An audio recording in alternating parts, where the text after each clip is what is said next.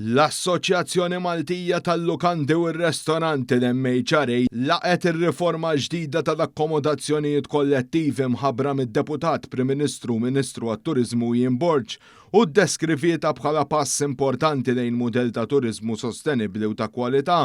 L-MHRA qalet li t-tneħħija tal-permessi ta' għoli żejjed tal-lukandi u l-introduzzjoni ta' limiti fuq il-kmamar u s-sodot juru bidla minn tkabbir fil-volum għal waħda fil-kwalità. Min barrek enfasizzat li l-kirja żmien qasir għandu jkun suġġett għall-istess standards u inforzar bħal tal-lukandi biex ikun hemm ġustizzja u konsistenza fis-suq. L-MHRA tilqa l-proġetti pilota ma' kunsilli lokali bħas-swieqi u l-Belt Valletta biex jiġu ttestjati r-regoli qabel jiġu estiżi madwar il-pajjiż. Fl-istess waqt qalet li hemm bżonn aktar regolamentazzjoni għall-lukandi ta' tliet stilel u li l-MTA trid tkun magħmra biex tinforza b'mod effettiv il-liġijiet.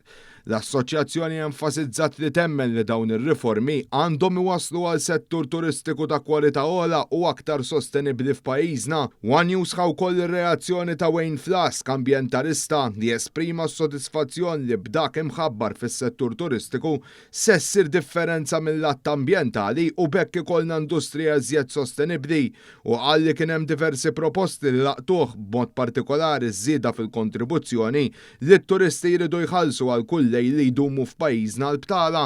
Parti sempliċement minn dik l-emenda hemm numru ta' proposti li fil-prinċipju naqbel magħhom, primarjament kwalunkwe proposta li se tnaqqas il-pressjoni minn fuq ir-residenti fl-irħula tagħna hija xi ħaġa li naqbel magħha.